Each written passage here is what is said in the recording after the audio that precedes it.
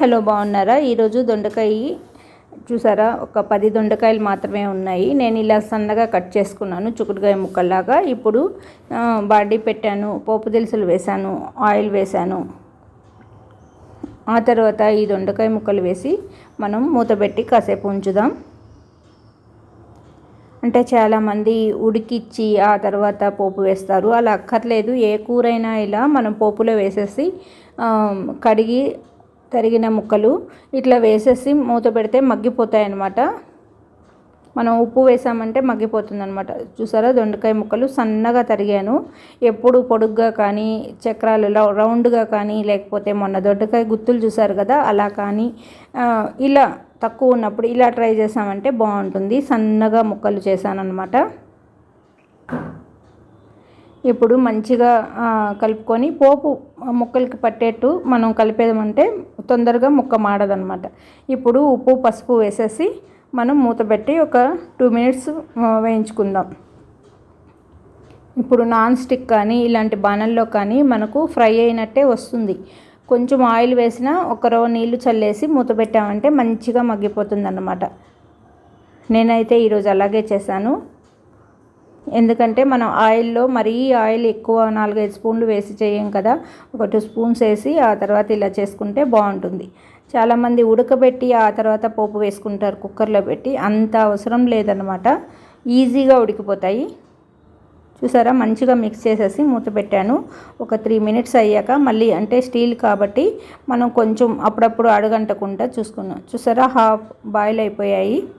మనకు బాయిల్ అయింది లేదని బాగా తెలుస్తుంది కదా.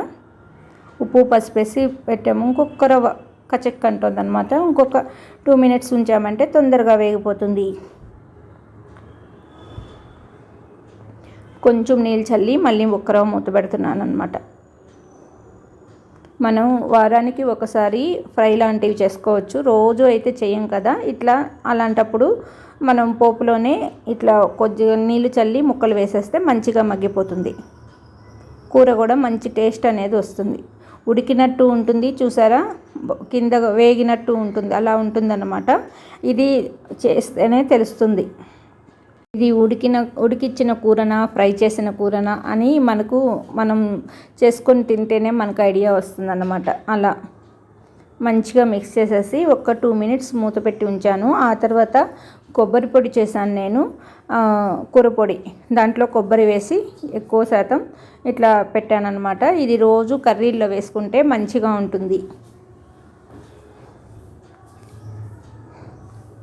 మనకు కూరకి అంత బలం లేకపోయినా ఈ కొబ్బరి, అంటే దీంట్లో శనగపప్పు, మినపప్పు, ధనియాలు, కొబ్బరి అన్నీ ఉంటుంది కాబట్టి ఈ పొడి 2 స్పూన్లు వేసుకున్న దాంతో కూడా మనకు హెల్తీగానే ఉంటుందన్నమాట. ఇది రైస్లోకి కానీ చపాతీలోకి కానీ చాలా బాగుంటుంది ఈ కర్రీ. ఇంచుమించు కర్రీ కాదు, ఇది ఫ్రైయే, దొండకాయ ఫ్రై అన్నమాట. చిన్న చిన్న ముక్కలు చేశాను. మా పిల్లలకి చిన్నప్పుడు ఇలా చేసి కప్పులో వేసేస్తే వాళ్ళు ఒక్కొక్క ముక్క తీసుకొని తినేవాళ్ళు అన్నమాట. సరే, కొంచెం కాయలు ఉన్నాయి కదా అని ఇలా గుర్తొచ్చి ఇలా చేశాను. నిన్న దొండకాయ గుత్తులు చేశాను కదా, ఈరోజు మిగిలిన కాయలు ఇలా చేశాను అనమాట. ఈ రెసిపీ మీకు నచ్చినట్లయితే లైక్ చేయండి, షేర్ చేయండి, సబ్స్క్రైబ్ చేయండి. థ్యాంక్ యూ అండి, బాయ్ అండి.